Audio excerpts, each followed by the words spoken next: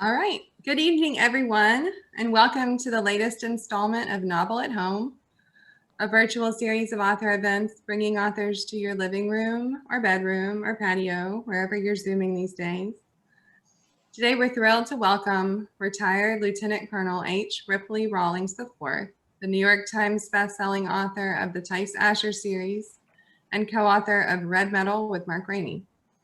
With over 2 decades of active duty service as a Marine Corps infantry and reconnaissance officer, he completed 10 combat and peacekeeping deployments to Afghanistan, Iraq, Saudi Arabia, and Northern Africa, among others. His last assignment was in Quantico Marine Base as the Warfighting Department head for Marine Corps Command and Staff College. Rawlings has received numerous awards and decorations for his service and is a recognized expert in national security and Marine Corps infantry weapons. He'll be joined in conversation today by Red Medal co-author Mark Greaney, author of the New York Times bestselling Gray Man series. In his research for the Gray Man novels, including Mission Critical, Agent in Place, and Gunmetal Gray, he traveled to more than 15 countries and trained alongside military and law enforcement in the use of firearms, battlefield medicine, and close-range combative tactics. Bottom line, we're in for a great conversation today. Please join me in giving a warm virtual welcome to Rip Rawlings and Mark Greaney. We're so honored to have you with us today. Thank you. Thanks a lot. Hi, everybody. Thanks for joining. I don't really know what a virtual welcome is, but I'm assuming I'm getting one right now. I'm really happy to be here with my friend Rip. Rip, it's great to see you. Good to see you too, man. You were in town about a month ago for my wedding, and hopefully it won't be that long before I get to come up there and hang out with you. Absolutely. Yeah.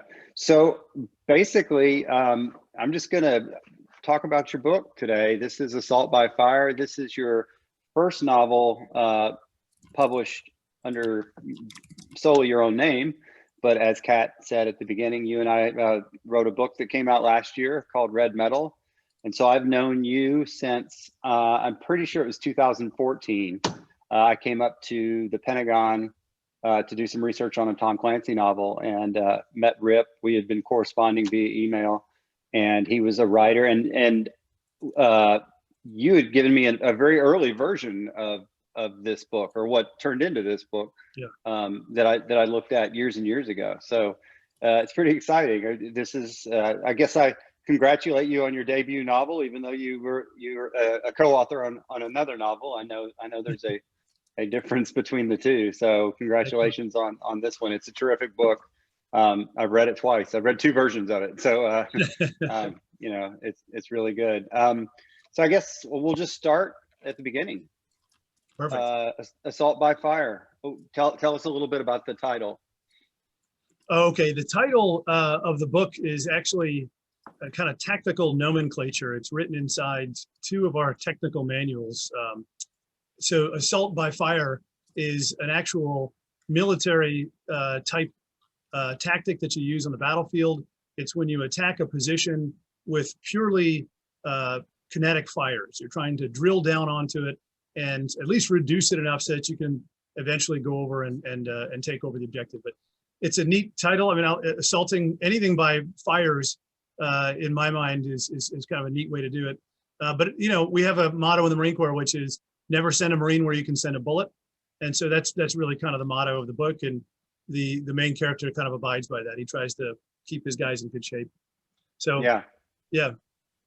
So the basic plot, I'm really good at not giving away spoilers, or I have been, so I'll try not to ruin that today. But the basic plot revolves around a Russian invasion of the United States. And I remember, I'm sure I said it, I remember when I was looking at your what you'd written before, years and years ago, before we'd even started working on Red Medal, I was like, wow, this is like the movie Red Dawn if it had been written by a active duty Marine lieutenant colonel, with all the details of both you know, our opponents as well as our side. Tell me where you got the idea. Is this something that you thought about you know, actually happening in your career, or was this just a plot for a novel that came to you one day? That's a good question. The first thing I'd say is take the old draft and make sure you throw it away. I don't want that. I don't want that thing ever getting out. I know the feeling. Yeah, it is. I've spent 2.5 years, almost 3 years in the Pentagon, and I think it's one of these things that I was an infantry and reconnaissance officer, just retired a year ago, and so for me, the staff duty of being in the Pentagon looked like it was going to be interminably boring. I really didn't expect, to have for me, it was a pause in the career. Every officer has to do it in the Marine Corps. Every officer has to do a staff duty somewhere. And typically your average infantry guy likes to do it kind of as close to the tactical level, the lowest order of battle as he can do it. I was as far away from the tactical as you can get. I was up at the strategic level.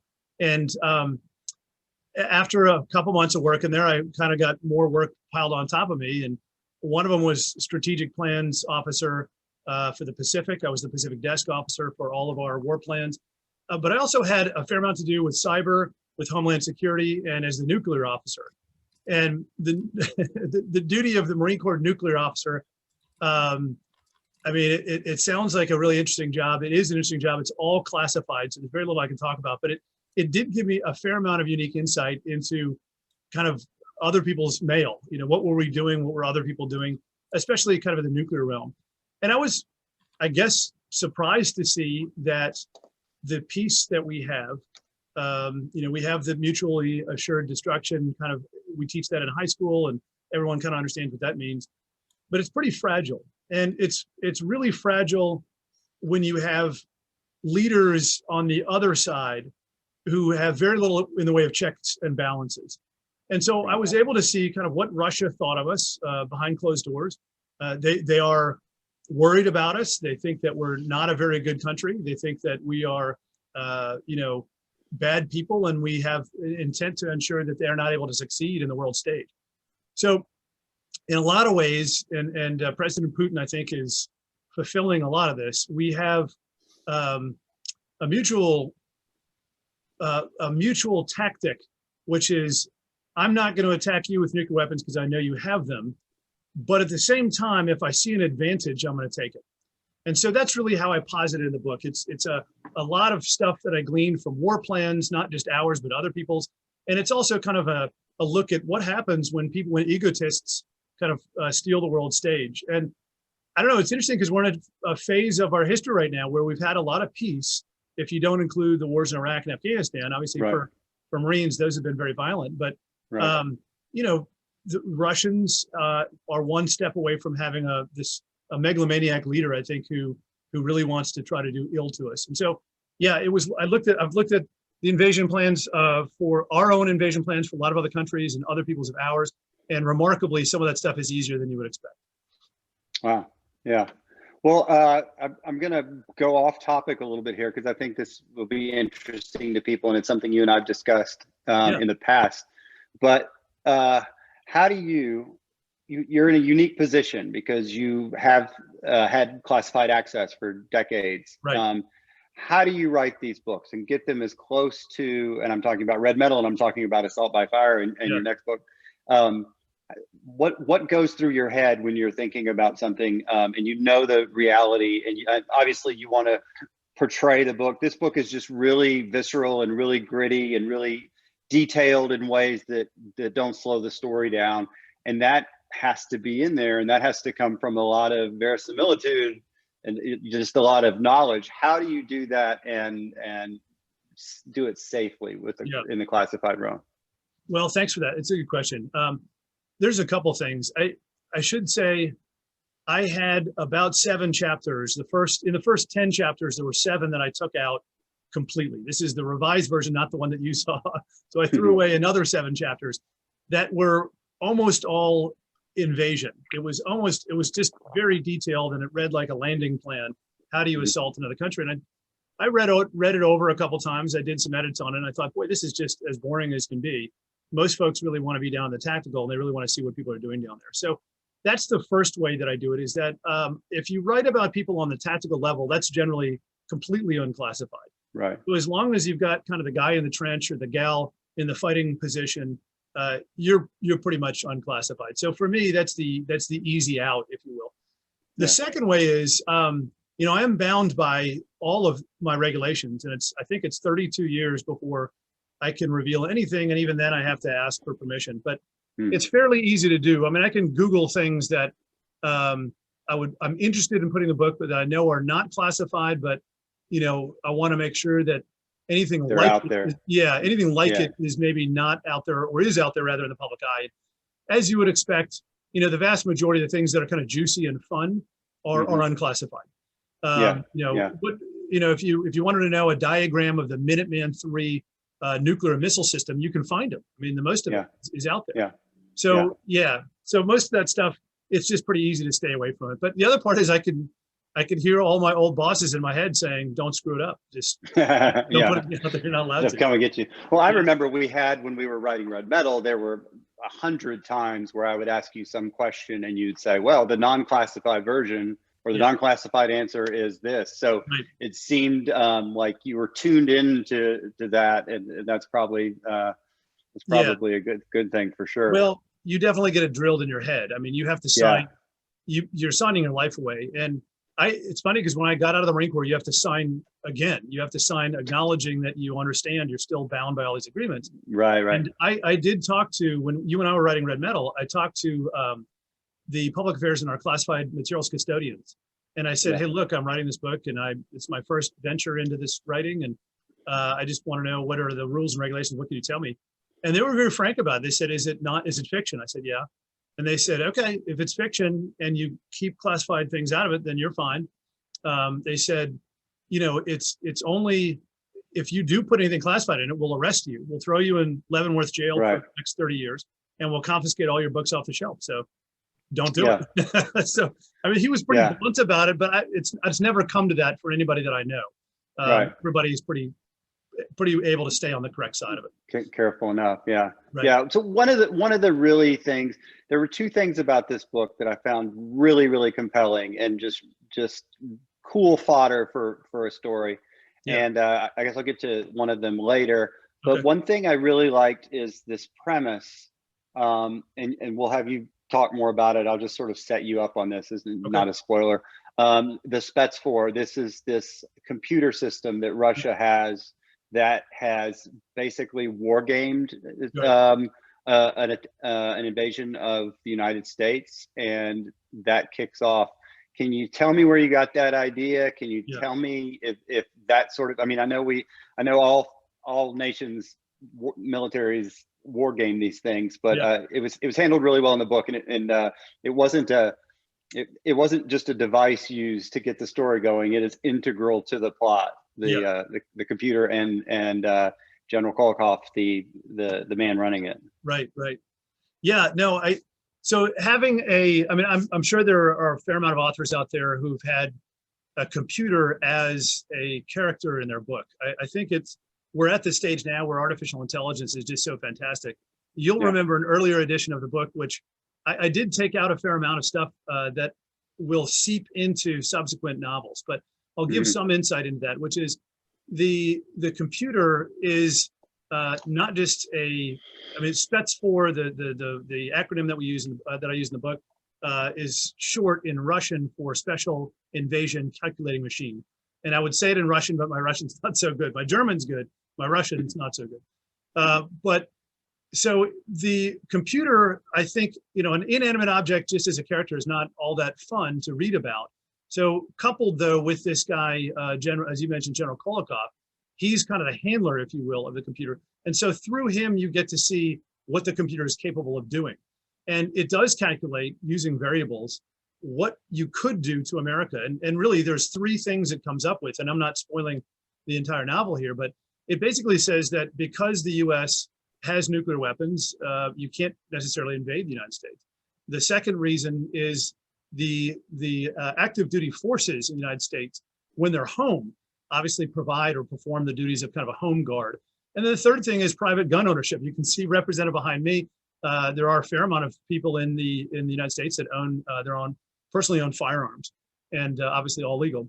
So the computer speculates that if you're able to nullify all three of those advantages, then America is vulnerable as anybody else. The coast and the approaches to the coasts of the United States make it difficult, but not impossible. So Kolokov, the general, kind of, I think he's just looking not to get his ass chewed. And so he brings this up to higher headquarters, and he's got a general who he works for, General Timken, who's not a nice guy. And he says, here's kind of what we got. And they say, wow, this is something. It goes all the way up to the president. The president, as I mentioned before, is a megalomaniacal type guy. And so for him, it's a no-brainer. He's got the widget that he needs. And I think it makes for exciting reading. You have a computer and its handler that are there, kind of working behind the scenes and calculating things. And, believe it or not, Russia just bought a 16 petaflop computer. A petaflop is, a billion gigabytes, if I'm getting it right. I'm probably screwing it all up, but they just bought one of the world's fastest supercomputers. I think it's in the top 5. And it went right into the Kremlin, directly into working for the Department of Defense to do exactly what we're talking about. So yeah, it is feasible. It's possible. We're doing it right now. We did things like that in the Pentagon. So I already knew that, calculating what you can do based on variables is not difficult. We've been doing that with computers for years. Yeah. Yeah. The other thing that I really found super compelling about this book was the whole concept of Americans fighting an insurgency, or as insurgents, Americans as insurgents fighting the Russians who have actually taken territory in the U.S. That was cool, and as I said, it's been done in Red Dawn, but it hasn't been done like this. So let's talk a little bit about that. There's a lot of interesting characters. It's not all military, which I remember when we did Red Metal. We had a lot of characters that weren't military. It wasn't a cliche thing where you're a former Marine, right? And you're writing about Marines. The Marines are there, especially through the protagonist Tice Asher, who is essentially leading this insurgency. So talk a little bit about your protagonist, Lieutenant Colonel Asher, and kind of where you got the ideas from him. Is he amalgamation of guys you knew? Is it you? Who is he? He's not me. I mean, maybe there's pieces of me that are in him, but he is definitely an amalgamation, as you say. I think the first part of him, I could probably credit to a Marine that I served with in Iraq, who had his leg was blown off in a rocket attack that we sustained. We sustained a fairly heavy rocket barrage one day, and he lost his leg. Mm-hmm. He was later stationed in the Pentagon, and where I was, and so we became kind of running buddies.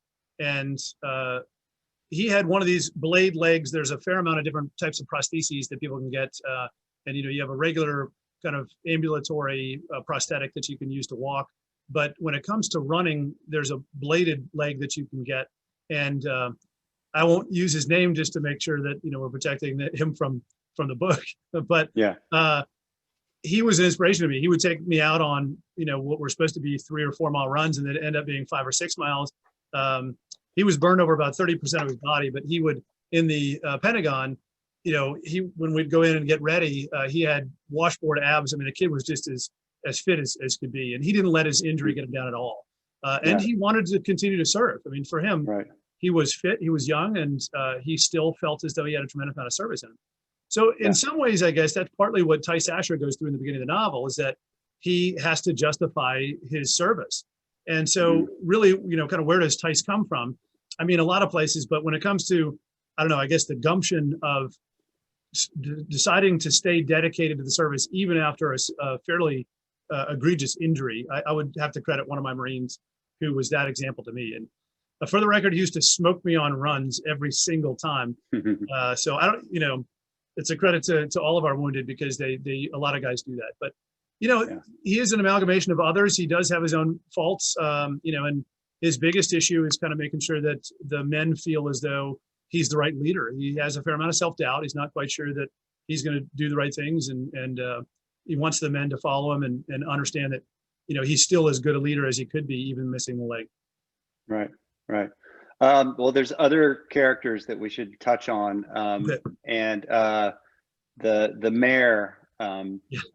Sorry, I've forgotten her name. Holly. Susanna Holly. Yeah. So the mayor of this town in West Virginia is a very interesting character, because obviously she's American. She's one of the good guys. Yeah. But Tice Asher's relationship with her is Right. very interesting. A Tell little me contentious, yeah. where she came from. Yeah.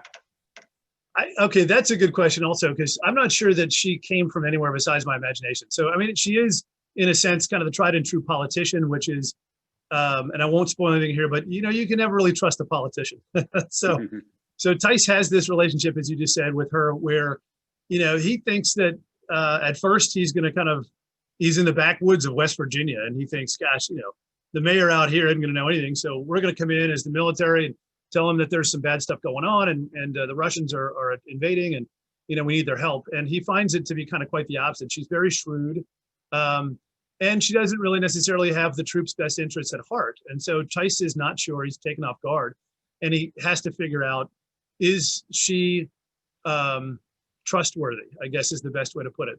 And so I won't spoil it, but in her heart, she's an American still. So you have to read the book. But yeah, she is a tried and true politician.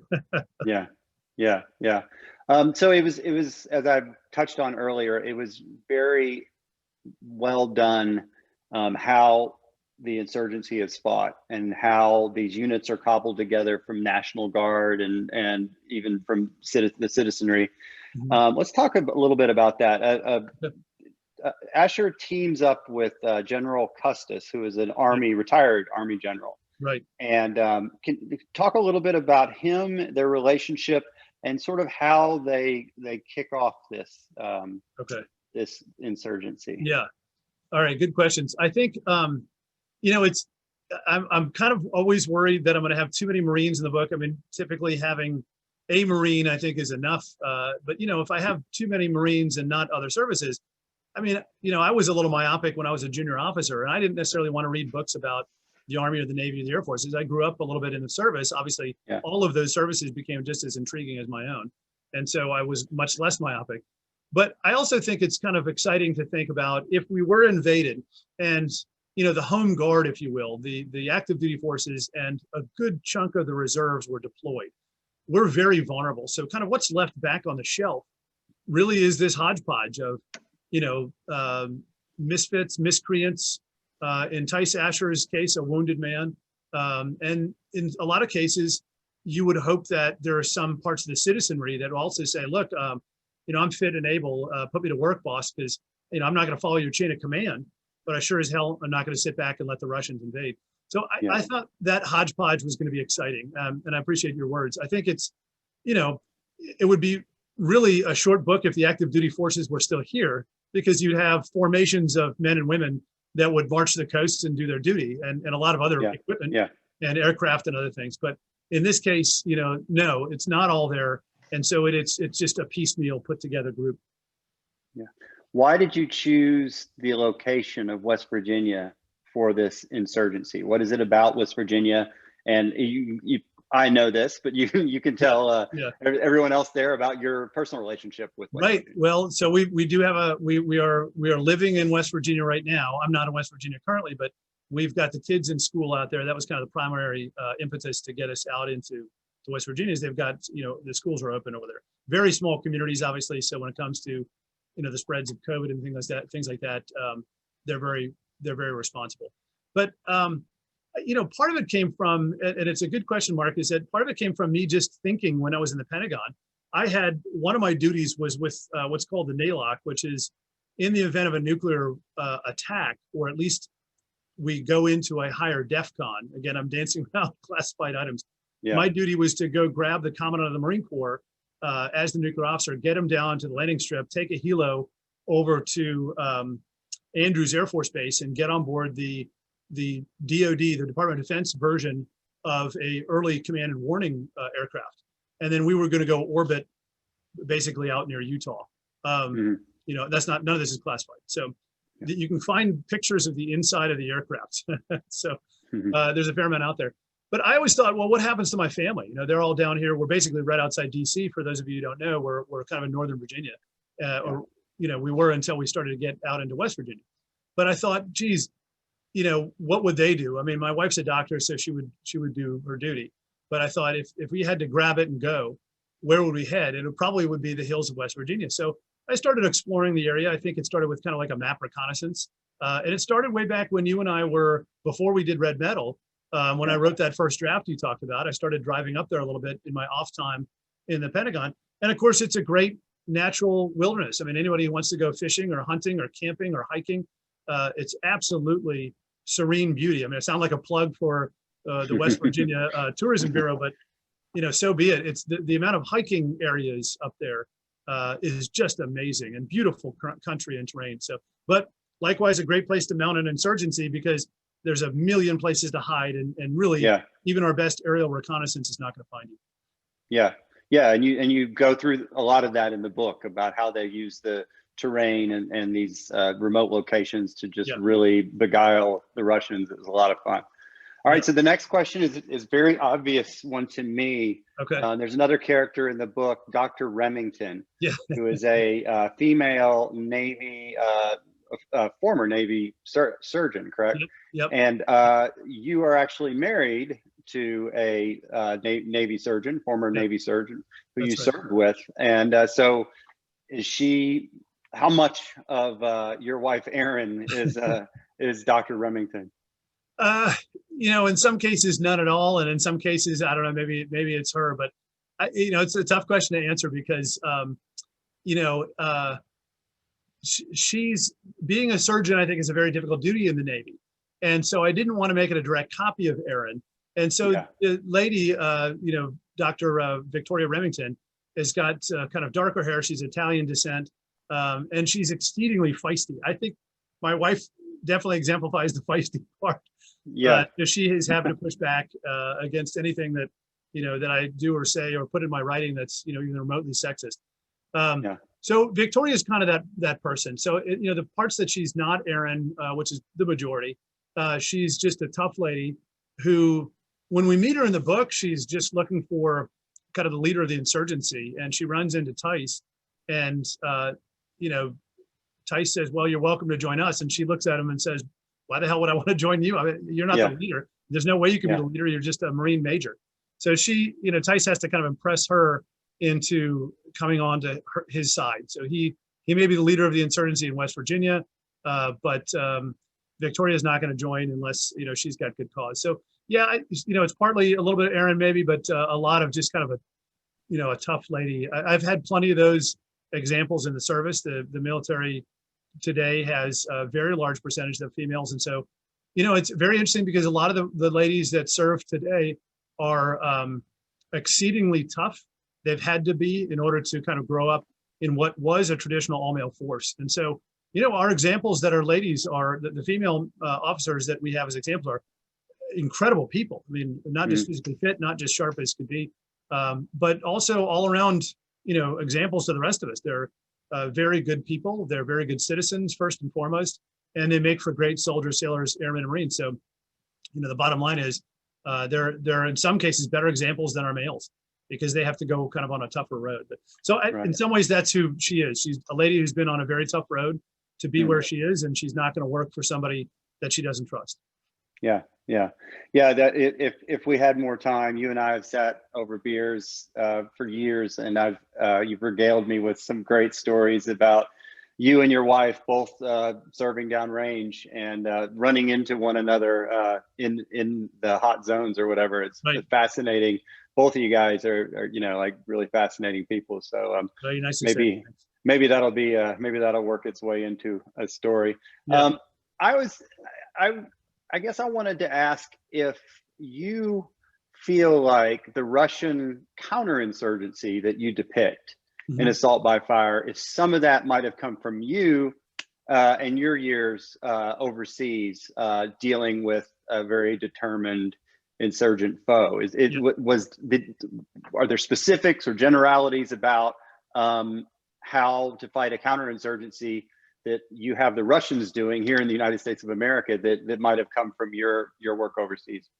A great question. Absolutely. So as you mentioned, both in general and specific, when you're fighting an insurgency in Iraq and Afghanistan and in North Africa and other places that I've deployed to, you have to be a student of what the enemy is doing. And so, absolutely. I mean, a lot of what Tice does to kind of mature his insurgency against the Russians is born from, in the book, ostensibly from Tice's experience in Iraq and Afghanistan, but they come directly from mine.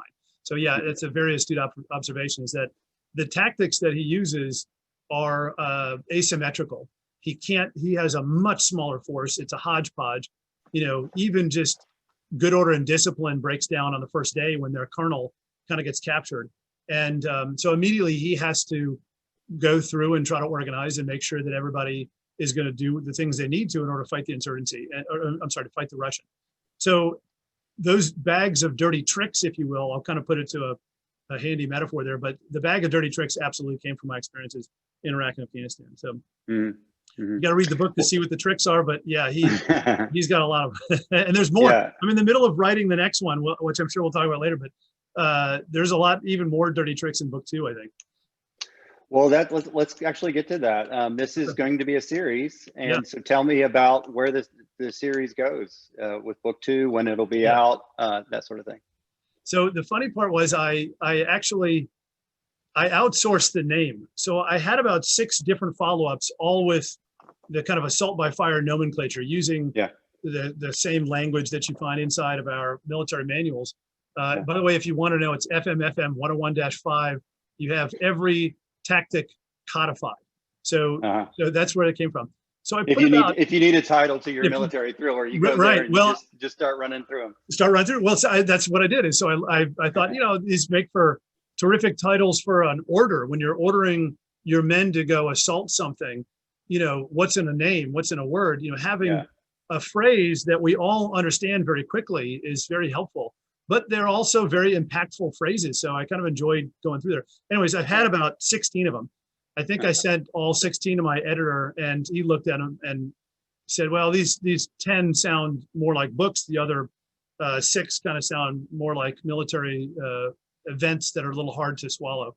Yeah. So I put about 8 or 9 of them on the internet, on Facebook, and said, hey, what do you think? And it was like 89 people that said, you got to do this. There's like 6 or 7 that chose the other titles in various forms, but about 89 people selected the kill box, which is the name. And that's actually a tactic, which is you try to trick your enemy to coming into a kill box.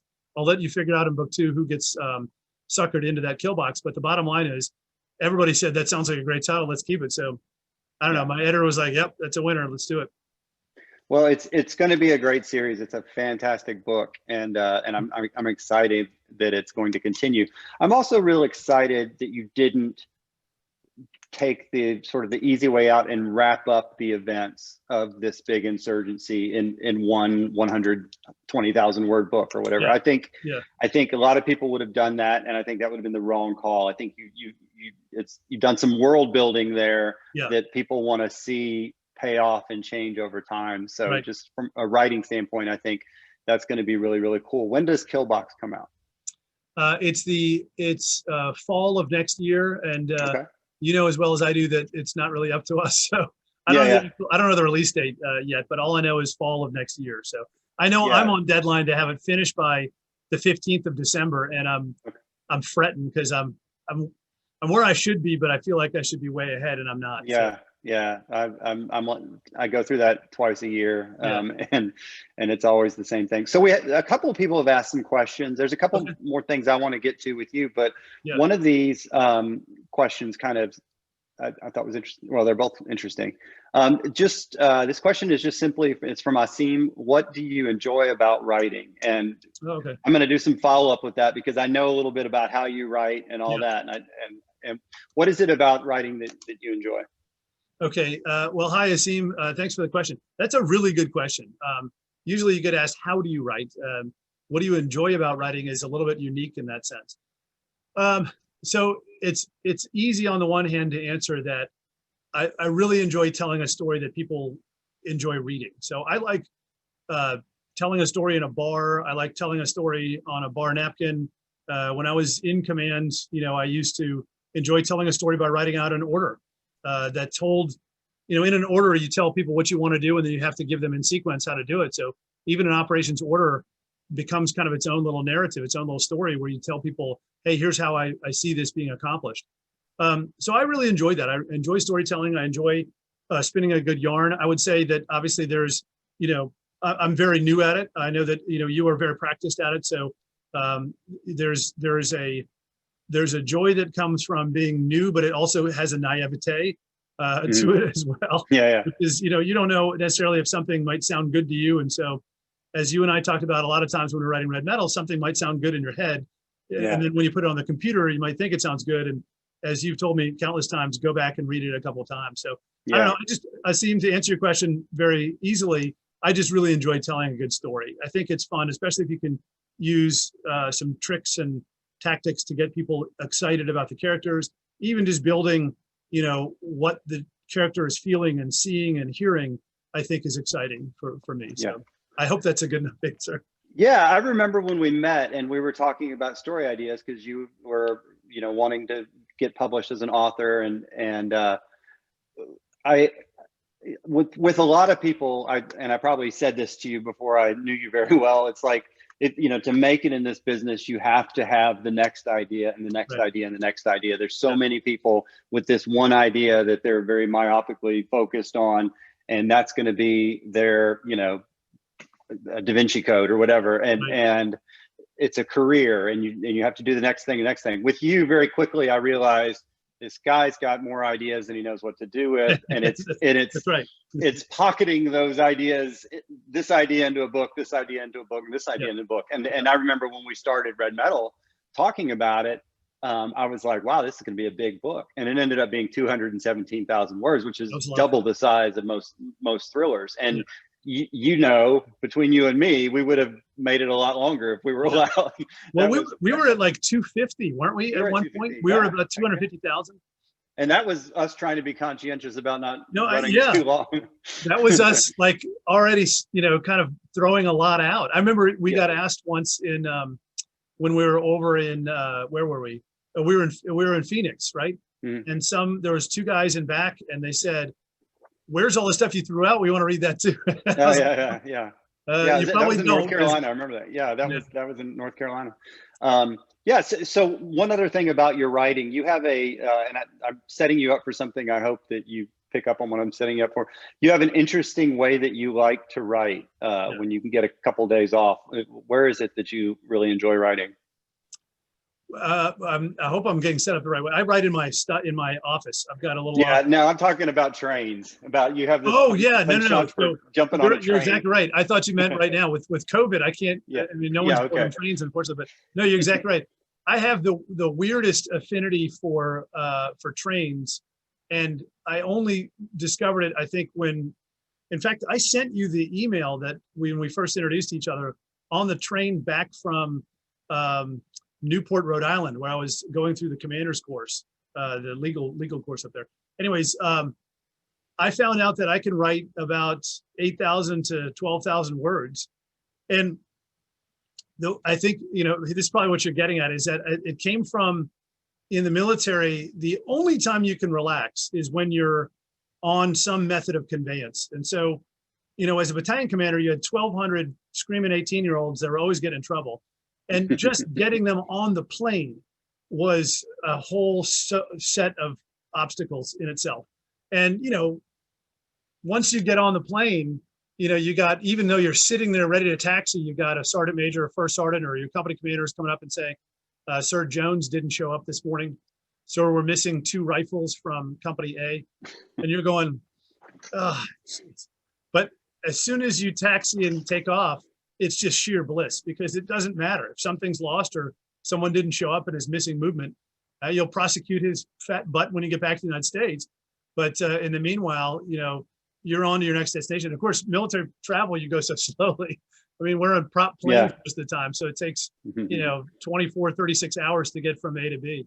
So I used to write a lot on planes, trains, and automobiles.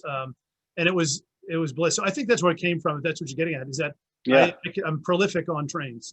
Yeah. And a little bit on planes too. Yeah. It's something about being sort of locked in and limited options. Yeah. There's nothing you can do about anything. So if something breaks or is worrisome back at home, too bad. You're stuck until you get to point B. Yeah. Well, so we're getting several more questions coming in. So this is a good one. It's from the Shogunstein is the name. Cool. What, if any, influence, and I'm actually not familiar with all this, what, if any, influence on your writing was there from those 1980s World War III books, Oh, like yeah. the Hackett book, World War III. I don't know that. Yep.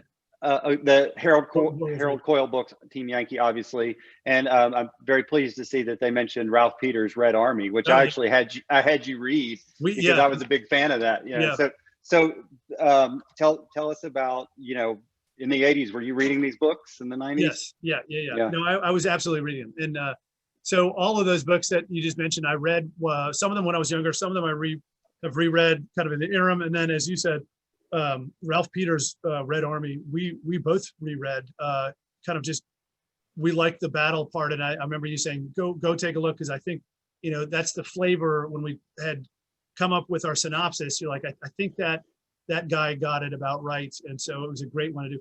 Howard Coyle had a whole series of Team Yankee, so he did. It was the one tank platoon, and I think he did a couple more. If I'm misremembering, but I remember. I don't know that I have those books anymore, but W.B. Griffin. There's a lot of World War III books that were out there, and it seems like they were all back in the 80s. You know, nowadays, Red Storm Rising, and and so nowadays, kind of as you mentioned in the intro, no one's really doing them anymore. But I hate to say this, Russia is just as much a threat. So how much did those folks influence me? A lot. And but how true to life are those now? I mean, those are all dated, and so hopefully, you know, Assault by Fire is kind of an updated version of what would Russia do. Yeah, I mean, Assault by Fire, in some ways, premise-wise, is a worst-case scenario. Because it's not, you know, Americans, we have this luxury of having our great men and women in the services go off and fight our battles far away from home. And in this book, it's all right here. There's some action that takes, again, not a spoiler, just a tease. Is there a difference? I don't know. There's some action that takes place at the White House and at the Pentagon in this book that it really sort of boggles your mind to think about the possibility of that happening. And it retains that feel of those sort of large scale books from the past, which you and I were talking about this when we wanted to write Red Metal, which is a large scale military thriller. I remember telling you, I'm like, you think I know the industry because I have a bunch of books out, but I don't know if this book is going to be successful because, you know, it's what I like to read. But nobody's done it in a long, long time. So, everybody loved it. Red Metal did great. Yeah. You know, so you mentioned two things in it that kind of jog my memory. I'll say real briefly here, but the first one is I didn't realize how vulnerable we are when our active duty forces deploy. We tend to think that it's kind of an endless spigot. When you turn on the water, there's troops, there's soldiers, sailors, and Marines that just come out of the woodwork, and that's not the case. I mean, every state actually has a militia. These are, you know, forces that are actually technically under the governor. And of course, we do have the reserves and we have the National Guard, but we've deployed the National Guard and our reserves during the past war, and so you had active duty forces that were either on their way, which means in Hawaii or Germany or somewhere, in theater fighting actively, or back here in what's called dwell, where they had zero capability. All their weapons were given to the guys going forward. And then we were deploying the other guys. So yeah, it's very frightening to think when we leave and turn on the kitchen light, there's really no one home. So yeah. Wow. Sort of dovetails into the next question. This is from Rick Shaw. Okay. It says, Mark and Rip, are you going to do a follow-up to Red Metal? So I'll let you field that question. Yes, we've been contracted by Penguin and our wonderful editor, Tom Colgan, to write a second novel. We've had some title thoughts and we've got some ideas on paper, and we've got promises to do another little beer meeting here, a beer summit, I think, and go over even more details. But yeah, we are contracted. And we're very excited about it. We've got, I think we did a pretty good job wrapping things up in Red Metal. Assault by Fire obviously is a series, a little bit different. So you wrapped up the big battle, but then there's still some danglers. But I think most folks will know that the end of the book kind of pivots towards Asia. And so the end of Red Metal, I'm sorry, Red Metal, yeah. The Assault by Fire pivots back to kind of the Appalachians. But so yeah, we're contracted to do it. And we're very excited about it. Yeah, I mean, this is a thing that COVID has maybe slowed it down a little bit because you and I the first red medal, we did a ton of travel, a ton of location research, and we need to do it again. Yeah. In fact, I think I need to do more for this one because I know less about Asia.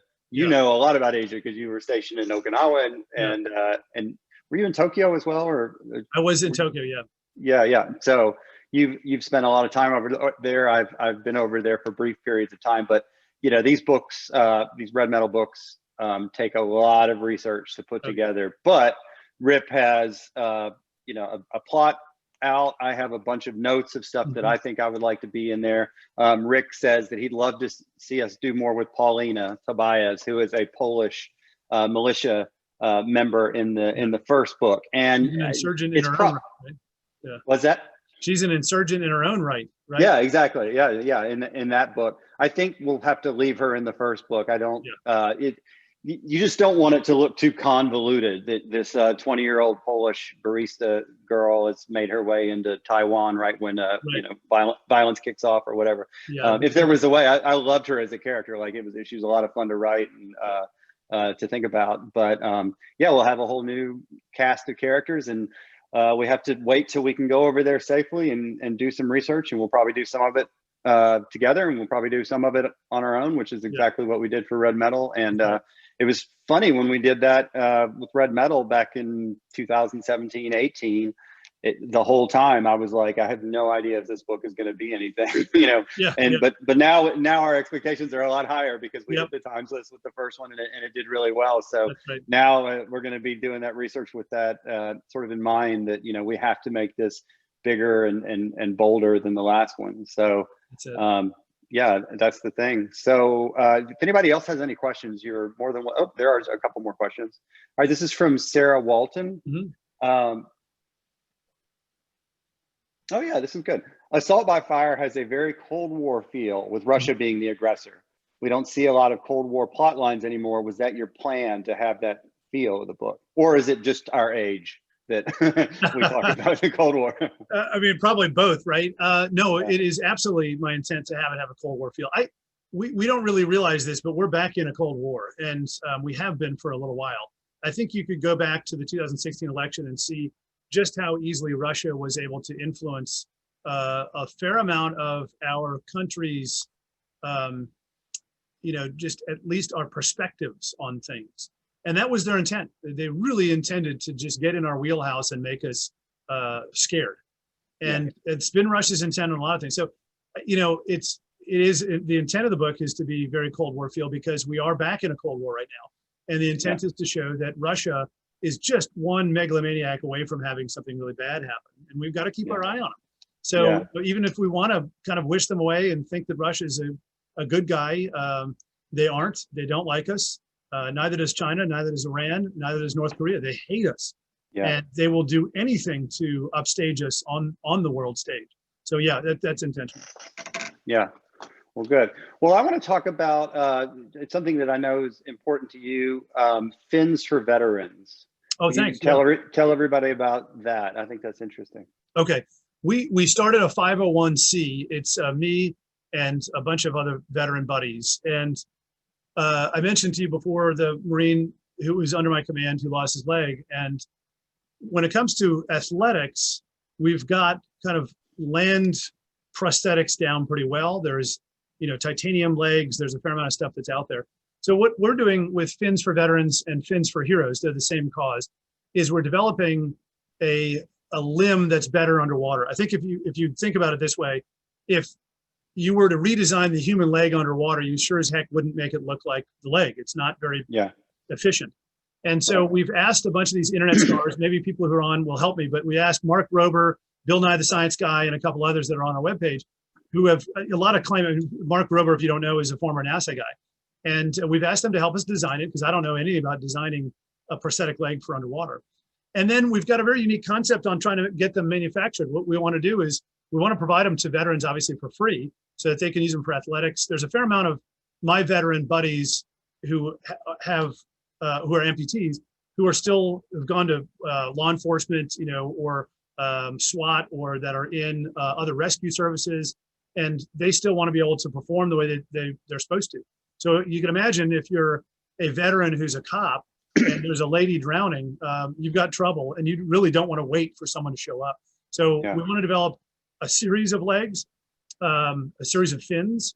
And there's one other twist to it. We've opened it up with the fins for heroes. What we'll hope is that we've talked to a few people who are younger, who have, for one reason or another, lost a leg or an arm. And there's a lot of stigma in wearing, a contraption on your leg and going into the pool.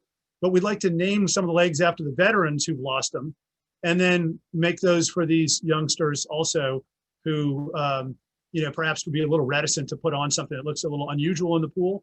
But if they know that this is a Sergeant so-and-so's leg, and he was a machine gunner, and he's a big, burly, tough guy, and he's wearing it, then maybe they'll be interested in it. Anyways, so fins for veterans, fins for heroes. If you just Google those, you can find them. But that's I think it's a very good spot for folks that want to help out a little bit.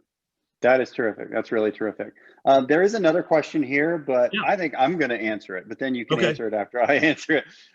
It just says that now that Rip has his solo book out, and obviously Mark has his series, can we look at Red Metal, or can the reader look at Red Metal and see who wrote which part? And I will field that answer first. I hope not. I don't think so. No. I honestly don't think so, because anymore. I can't either. And you and I have actually argued about who wrote. I know. It's funny that someone brought that up, because I remember one time our editor caught something, and it was, I don't remember even what it was, but I was like, oh, Mark, did you see Tom's email today? But he caught something, and you were like, I think I wrote that. I'm like, I thought I did. So I don't know. I would say, I mean, I don't know that it's seamless. I'm sure there's a part or two in there that you're like, oh yeah, I'm particularly proud of that one, or I'm proud of that one, or whatever. But I can't really tell that much anymore. Yeah, and also the way that we wrote it, it wasn't that Rip wrote a chapter and I wrote a chapter and then we just stuck them together. It was that Rip would write a chapter, I'd write a chapter, and then we'd go back and forth between each other's, and we put them all together. I remember because we had that book very well outlined, because it'd be really dangerous to have Rip go off for a year and write, and I'm writing the same parts of a book, if we didn't have this really good roadmap. And then when we came to the last act of the story, I remember there were some places where I was like, we both veered off 1 degree on about page 400, and about page 600, it's like, we've got a mess here. So we'd go back through every word and do that. So hopefully, I'm going to compliment our writing style on one thing. I mean, I think both you and I are fairly self-effacing, and we're fairly humble, and you have less reason to be, because obviously you're a very a fantastic writer. But there was one part that I don't know if you remember this, we both wrote the same scene. So we didn't intend to, and we were using, as you said, this great roadmap that we put together.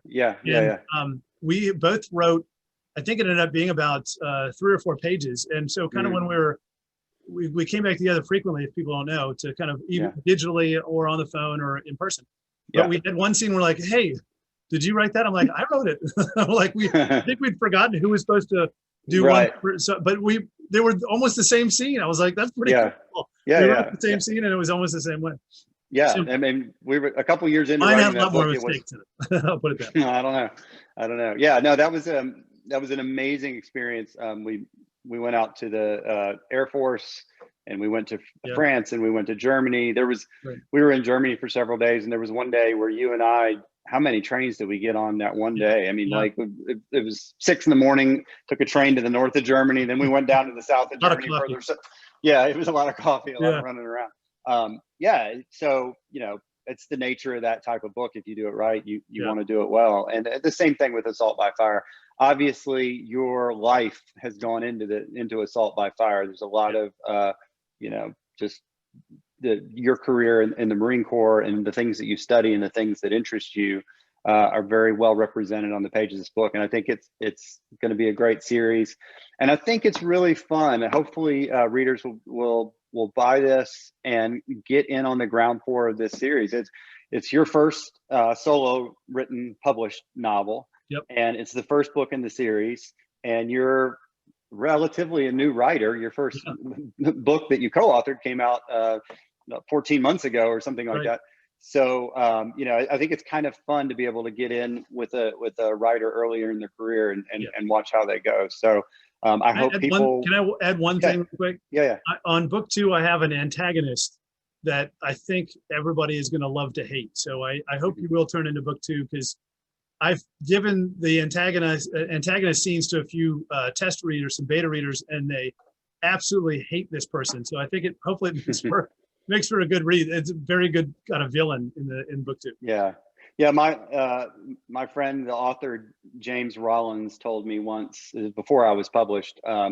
He said when readers tell you something that they really hate, they're usually telling you that it's something that they really love, a character that they hate or whatever. So I have characters in my Gray Man series where people are like, I hate this person, I hate this person, and I think they're staying forever because I'm getting so much angry feedback about how that person makes me feel. Good angry feedback. Yeah. All right. The last question we'll do, and then we'll wrap it up here. This is again from Sarah. Is Tice based off that Marine you worked with? Since you worked so close. Sarah, I'm sorry. So she was also asking about the fins for veterans. Is that why your hero doesn't have a limb? But I don't think so, because you've had this hero missing a limb from previous to this, right? The charity came after the book, so we just started the charity in the past month, so it's brand new. We got a GoFundMe and that kind of thing. So no, the book I started, as Mark mentioned, back in 2016, I guess. But I think maybe she missed the beginning, but yeah, it's loosely based on a Marine that I served with, but I think it's a composite, as we said before, with a lot of folks. Yeah. Okay. Well, I really wish you were down here in Memphis at Novel Bookstore right now, because we'd be on this phase of your tour and you'd be out here hanging out with me, and we'd be eating barbecue and drinking beer. The only time a Memphian ever eats barbecue is when someone from out of town comes in. So I miss Love it. You guys barbecue. It's fantastic. Yeah. We've done it before. Mark introduced me to Memphis barbecue. I hadn't had it before. I've had a lot of barbecue, but I didn't think Memphis barbecue was that different, but it's obviously drastically different and very, very good. Yeah. Well, we'll next year for the Kill Box, hopefully we'll have you down here, and we'll live in a safer time, and travel will be a little bit more open. But I wish you all the success on this book. You deserve it. You worked hard on it. Mark. You worked hard on everything, and it's terrific. And everybody, I hope you'll buy this book, and I hope you'll buy it from Novel Bookstore in Memphis, and they can get that to you. And I want to thank everybody for being here. Thanks, Mark. I appreciate you doing it. Thanks for Kat, and thanks to Novel for putting this on. Really appreciate it. Absolutely. Everybody take care. Thanks for tuning in, folks. Take care.